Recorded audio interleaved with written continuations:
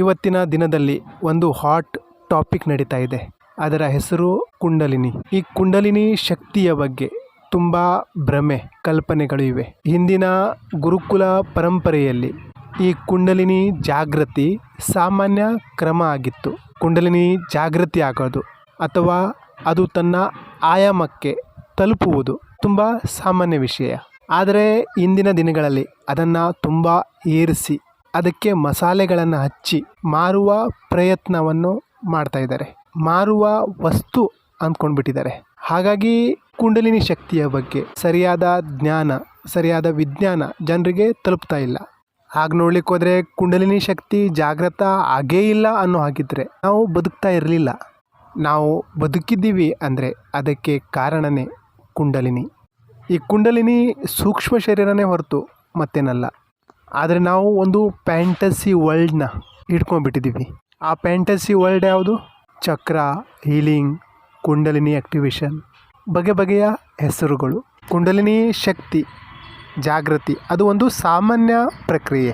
ಅದು ಮನುಷ್ಯನಲ್ಲಿ ಯಾವಾಗ ಬೇಕಾದರೂ ಜಾಗೃತ ಆಗಬಹುದು, ಆ್ಯಕ್ಟಿವ್ ಆಗಬಹುದು.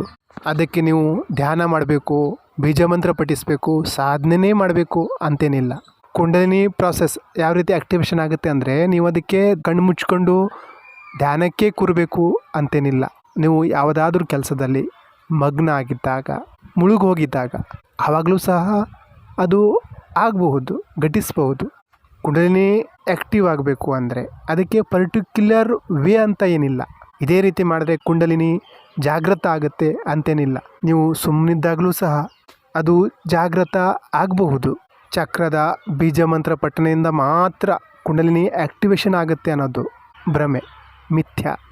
ಈ ಮಿಥ್ಯೆಯಲ್ಲೇ ತುಂಬ ಜನ ಗುರುಗಳು ತಮ್ಮ ಅಂಗಡಿನ ಅಂದರೆ ತಮ್ಮ ಬಿಸ್ನೆಸ್ನ, ವ್ಯಾಪಾರನ ಶುರು ಮಾಡ್ಕೊಂಡಿದ್ದಾರೆ. 7 ಚಕ್ರ ಹೀಲಿಂಗ್, ತಲೆನೇ ಸರಿ ಇಲ್ಲ, ಅವನು 7 ಚಕ್ರ ಹೀಲ್ ಮಾಡಲಿಕ್ಕೆ ಕೂತ್ಕೊಂಡ್ರೆ, ಆ್ಯಕ್ಟಿವೇಶನ್ ಮಾಡಲಿಕ್ಕೆ ಕೂತ್ಕೊಂಡ್ರೆ ಏನಾಗ್ಬೋದು? ಇನ್ನೂ ಅಸ್ಥಿರ ಆಗ್ತಾನೆ. ಚಕ್ರ ಸ್ಟೇಬಲ್ ಅನ್ಸ್ಟೇಬಲ್ ಅವಶ್ಯವಾಗಿ ಆಗ್ತದೆ. ಅದರ ಭಾವ ಮತ್ತು ಪ್ರಭಾವ ನಮ್ಮ ಮೇಲೆ ಬೀಳ್ತಾ ಇರ್ತದೆ. ಈ ಕುಂಡಲಿನಿ ಅಂದರೆ ಏನು? ಕುಂಡಲಿನಿ ಅಂದರೆ ಅದು ಶಕ್ತಿ. ಈ ಶಕ್ತಿನೇ ನಮಗೆ ಜನ್ಮ ಕೊಡ್ತದೆ. ಈ ಶಕ್ತಿನೇ ನಮಗೆ ಮೃತ್ಯುನ ಪ್ರಾಪ್ತಿ ಮಾಡುತ್ತದೆ. ಮನುಷ್ಯ ಸ್ಥೂಲ ಶರೀರ, ಸೂಕ್ಷ್ಮ ಶರೀರ, ಕಾರಣ ಶರೀರ, ಮಹಾಕಾರಣ ಶರೀರ, ವಿರಾಟ್ ಶರೀರ, ಈ ಶರೀರದ ಅಭ್ಯಾಸ ಮಾಡ್ತಾನೆ. ಅದಕ್ಕಾಗಿ ಅವನಿಗೆ ಸ್ಥೂಲ ದೇಹ ಬೇಕು. ಈ ಸ್ಥೂಲ ಶರೀರ ಏನಿದೆ ಅದು ಬಹಿರ್ಮುಖ ಸಾಧನ, ಸೂಕ್ಷ್ಮ ಶರೀರ ಅಂತರ್ಮುಖ ಸಾಧನ. ಇದನ್ನು ಕಂಪ್ಯೂಟರ್ ಭಾಷೆಯಲ್ಲಿ ಹೇಳೋದಾದರೆ ಈ ಸ್ಥೂಲ ಶರೀರ ನಮ್ಮ ಹಾರ್ಡ್ವೇರ್ ಆದರೆ ಸೂಕ್ಷ್ಮ ಶರೀರ ನಮ್ಮ ಸಾಫ್ಟ್ವೇರ್. ಯಾಕಂದರೆ ನಾವು ಮನಸ್ಸನ್ನು ಮತ್ತು ಬುದ್ಧಿನ ನೋಡಲಿಕ್ಕಾಗಲ್ಲ. ನಮ್ಮ ಚಿತ್ತ, ಅಂತಃಕರಣನ ನಾವು ನೋಡಲಿಕ್ಕಾಗಲ್ಲ. ಯಾರಾದರೂ ನಿಮಗೆ ನಿಮ್ಮ ಮನಸ್ಸು, ಬುದ್ಧಿ, ಅಹಂಕಾರ, ಚಿತ್ತ ಎಲ್ಲಿದೆ ಅಂದರೆ ತೋರಿಸ್ಲಿಕ್ಕಾಗಲ್ಲ. ಆದರೆ ಅವು ರೀಪ್ರೆಸೆಂಟ್ ಮಾಡ್ತಾ ಇದೆ ಈ ನಮ್ಮ ದೇಹ ಎಂಬ ಹಾರ್ಡ್ವೇರ್ನ ಮಾಧ್ಯಮದಿಂದ. ಅಂದರೆ ಈ ಸಾಫ್ಟ್ವೇರಿಗೆ ಹಾರ್ಡ್ವೇರ್ನ ಅವಶ್ಯಕತೆ ಇದೆ. ಶರೀರದ ಮಾಧ್ಯಮದಿಂದ ಅಂದರೆ ಸಾಫ್ಟ್ವೇರಿಗೆ ಹಾರ್ಡ್ವೇರ್ನ ಅವಶ್ಯಕತೆ ಇದೆ. ಆ ಸಾಫ್ಟ್ವೇರಿಗೆ ಈ ಊರ್ಜೆಯಿಂದ, ಆತ್ಮದಿಂದ ಏನೂ ಆಗಬೇಕಾಗಿದ್ದಿಲ್ಲ. ಇದನ್ನು ಅರ್ಥ ಮಾಡ್ಕೊಳ್ಳಿ. ತುಂಬ ಜನ ಅಂದ್ಕೊಳ್ತಾರೆ ಕುಂಡಲಿನಿ ಶಕ್ತಿ ಜಾಗೃತ ಆದರೆ ನಾನು ಆ ಪವಾಡ ಮಾಡ್ತೀನಿ, ಈ ಪವಾಡ ಮಾಡ್ತೀನಿ. ಈ ರೀತಿಯ ಭ್ರಮೆಯಲ್ಲಿ 99 ರೂಪಾಯಿ ಕೊಟ್ಟು ಕುಂಡಲಿನಿ ಜಾಗೃತಿ ಮಾಡ್ಕೊಳ್ಳಿಕ್ಕೆ ಕೋರ್ಸ್ ಸೇರಿಕೊಳ್ತಾರೆ. ಆಮೇಲೆ ಆ ಗುರುಗಳು, ಚಮತ್ಕಾರಿ ಗುರುಗಳು ಇನ್ನೊಂದು ಬಾಂಬ್ ಹಾಕ್ತಾರೆ. ಪೂರ್ತಿ ಕುಂಡಲಿನಿ ಶಕ್ತಿ ಜಾಗೃತ ಆಗಬೇಕು ಅಂದರೆ ನನ್ನ ಈ ಕೋರ್ಸಿಗೆ ನೀವು ಜಾಯ್ನ್ ಆಗಬೇಕು ಅಂತ. ಆ ಕೋರ್ಸಲ್ಲಿ ನಿಮ್ಮ ಮನಸ್ಸನ್ನು ಹಿಪ್ನೋಟೈಸ್ ಮಾಡ್ತಾರೆ. ಆಮೇಲೆ 7 ಚಕ್ರದ ಲೆಕ್ಕಾಚಾರದ ಪ್ರಕಾರ ಬೀಜ ಮಂತ್ರ, ಅದಕ್ಕೆ ತಕ್ಕ ಹಾಗೆ ಅಫರ್ಮೇಷನ್ ಕೊಡ್ತಾರೆ. ಅವರು ಯಾವ ರೀತಿ ನಿಮ್ಮನ್ನು ಭ್ರಮೆಯಲ್ಲಿ ಇರಿಸ್ತಾರೆ ಅಂದರೆ ನೀವೀಗ 7 ದಿನದ ಕೋರ್ಸ್ ಮುಗಿಸಿ ಸಿದ್ಧ ಪುರುಷರಾಗ್ಬಿಟ್ರಿ ಅನ್ನೋ ಫೀಲಿಂಗ್. ನೀವು ಸಹ 7 ದಿವಸದಲ್ಲಿ ಕುಂಡಲಿನಿ ಜಾಗೃತಿ ಮಾಡಿಕೊಂಡಂತಹ ಪವಾಡ ಪುರುಷರು. ಇದು ಈಗ ಈ ಪ್ರಪಂಚದಲ್ಲಿ ನಡೀತಾ ಇರುವಂತಹ ವಾಸ್ತವಿಕತೆ. 99 ರೂಪಾಯಿಗೆ, 199 ರೂಪಾಯಿಗೆ ಕುಂಡಲಿನಿ ಆ್ಯಕ್ಟಿವೇಶನ್ ಆಗಿಬಿಡ್ತದಂದರೆ ಎಲ್ಲ ಕೂಲಿ ಕಾರ್ಮಿಕರು, ಭಿಕಾರಿಗಳು ಸಹ ಕುಂಡಲಿನಿ ಆ್ಯಕ್ಟಿವೇಶನ್ ಮಾಡ್ಕೊಳ್ತಾ ಇದ್ದರು, ಕೋಟ್ಯಾಧಿಪತಿ ಆಗ್ತಾಯಿದ್ರು. ಕುಂಡಲಿನಿ ಜಾಗೃತ ಆಗೋದು ಮತ್ತು ಕುಂಡಲಿನಿ ಶಕ್ತಿಯನ್ನು ಹಿಡಿತದಲ್ಲಿಟ್ಕೊಳ್ಳೋದು ಎರಡು ಬೇರೆ ಬೇರೆ ಅವಸ್ಥೆ. ಈಗ ಏನಾಗ್ತಾಯಿದೆ ಅಂದರೆ ಅಡ್ವರ್ಟೈಸ್ಮೆಂಟ್ ಯಾವ ರೀತಿ ಮಾಡ್ತಾ ಇದ್ದಾರೆ ಅಂದರೆ ಇಡೀ ಪ್ರಪಂಚ ಈ ಕುಂಡಲಿನಿ ಅನ್ನೋ ಹೆಸರಿಗೆ ಮಾರು ಹೋಗಿದ್ದಾರೆ. ಈ ಕುಂಡಲಿನಿ ಅವೇಕಿಂಗ್ ಅಂದರೆ ನಮ್ಮ ಬುದ್ಧಿಗೆ ಯಾವ ರೀತಿ ದಿಶೆ ಕೊಡ್ತಾರೆ ಅಂದರೆ ನಮಗೆ ಸಂಮೋಹನ ಮಾಡ್ತಾರಂದರೆ ನಮ್ಗೆ ಅನಿಸ್ಬಿಡ್ತದೆ ನನ್ನ ಕುಂಡಲಿನಿ ಶಕ್ತಿ ಆ್ಯಕ್ಟಿವೇಟ್ ಆಗ್ತಾ ಇದೆ ಅಂತ. ನಿಜವಾಗಿಯೂ ಕುಂಡಲಿನಿ ಜಾಗೃತ ಆದವರು ಅವರು ಬೇರೆ ರೀತಿಯೇ ಇರ್ತಾರೆ. ಕುಂಡಲಿನಿ ಆ್ಯಕ್ಟಿವೇಶನ್ ಮಾಡ್ತೀನಿ, ಈ ಕೋರ್ಸಿಗೆ ಜಾಯ್ನ್ ಆಗಿ ಅಂತ ಡಂಗುರ ಸಾರ್ಕೊಂಡು ಅಡ್ವರ್ಟೈಸ್ಮೆಂಟ್ ಮಾಡಿಕೊಂಡು ತಿರುಗಾಡಲ್ಲ.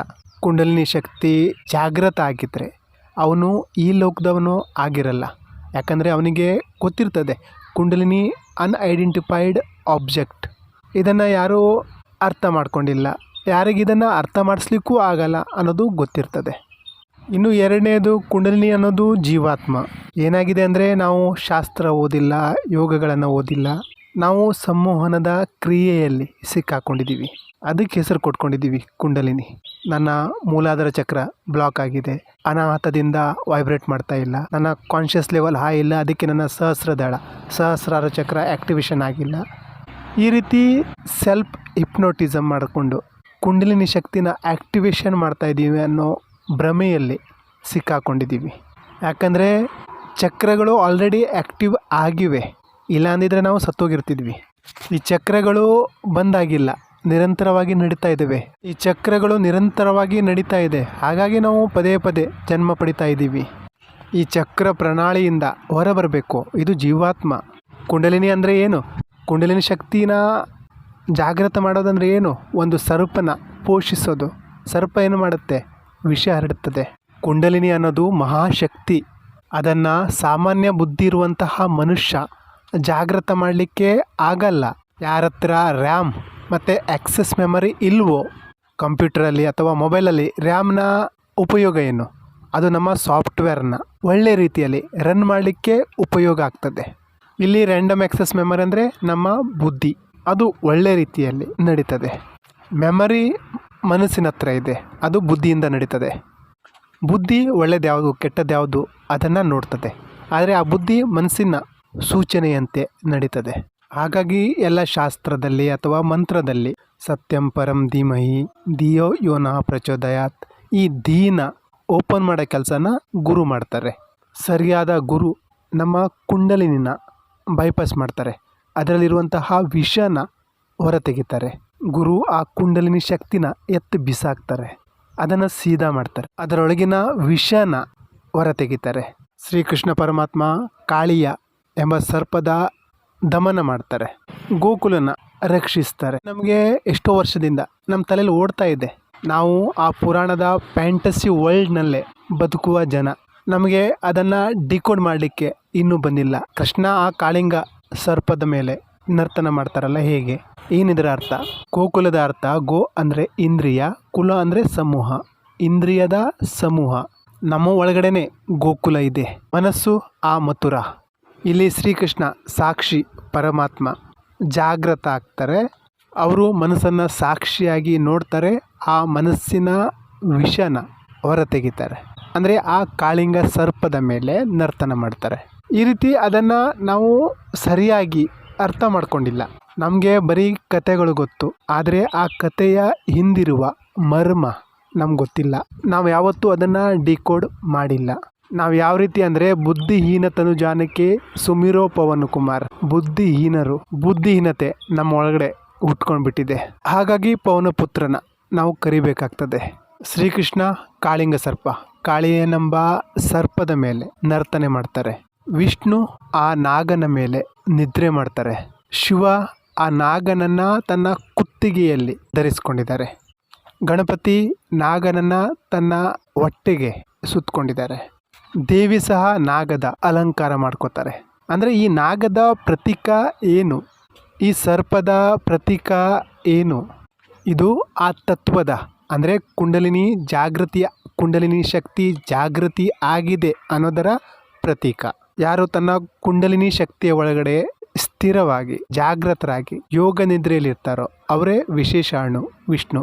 ಅಂದರೆ ಅವರಿಗೆ ಬ್ರಹ್ಮಾಂಡದ ಇಡೀ ಜ್ಞಾನ ಆ ಯೋಗ ನಿದ್ರೆಯಲ್ಲಿ ಅವರಿಗೆ ಎಲ್ಲ ಸಿಗ್ತದೆ. ಶ್ರೀಕೃಷ್ಣ ಪರಮಾತ್ಮ ಕಾಳಿಂಗ ಸರ್ಪದ ಮರ್ದನ ಮಾಡಿದಾಗ ನಾವು ಅದನ್ನು ನೋಡಿ ಚಪ್ಪಾಳೆ ತಟ್ಟಿದ್ವಿ ಹೊರತು ಶ್ರೀಕೃಷ್ಣ ಪರಮಾತ್ಮ ಆ ಕಾಳಿಂಗ ಸರ್ಪದ ಮರ್ದನ ಹೇಗೆ ಮಾಡಿದ್ರು ಅನ್ನೋದನ್ನ ಅರ್ಥ ಮಾಡ್ಕೊಂಡಿಲ್ಲ.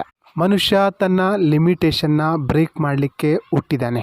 ಮನುಷ್ಯ ತನ್ನ ಜೀವಭಾವನ ಒಡಿಲಿಕ್ಕೆ ಹುಟ್ಟಿದ್ದಾನೆ, ತೊಡಿಲಿಕ್ಕೆ ಹುಟ್ಟಿದ್ದಾನೆ. ಮನುಷ್ಯ ಕ್ರಾಂತಿ ಮಾಡಲಿಕ್ಕೆ ಹುಟ್ಟಿದ್ದಾನೆ. ಅದನ್ನೇ ಬೇರೆ ಬೇರೆ ವಿಧದಲ್ಲಿ ನಮಗೆ ತಿಳಿಸಿದ್ದಾರೆ. ಸಿಂಪಲ್ ಆಗಿ ಹೇಳ್ಬೇಕಂದ್ರೆ ಎಲ್ಲರ ಕುಂಡಲಿನಿ ಜಾಗೃತ ಆಗಿದೆ, ಆದರೆ ನಮಗೆ ಅದ್ರ ಮೇಲೆ ಇನ್ನೂ ಗಮನ ಹೋಗಿಲ್ಲ, ಧ್ಯಾನ ಹೋಗಿಲ್ಲ. ಅದು ನಮ್ಮ ಶರೀರದಲ್ಲಿ ಸಂಚಾಲನೆ ಮಾಡುವ ವಿದ್ಯುತ್ ಕರೆಂಟ್. ನಿಮ್ಮ ಧ್ಯಾನ ಹೋದಾಗ ನಿಮ್ಮಲ್ಲಿ ವಿಶಾಲ ಬುದ್ಧಿ ಬರ್ತದೆ. ಕುಂಡಲಿನಿ ಮೇಲೆ ನಿಮ್ಮ ಧ್ಯಾನ ಹೋದ್ರೆ ನೀವು ಬ್ರಹ್ಮಾಂಡದ ಪ್ರತಿಯೊಂದು ದಾರಿಯನ್ನ ಅರ್ಥ ಮಾಡ್ಕೋತೀರ. ನಿಮಗೆ ಒಂದೇ ಶೇಷ, ಒಂದೇ ತಲೆ ಅಲ್ಲ, ಸಾವಿರಾರು ತಲೆ, ಸಾವಿರಾರು ಶೇಷ.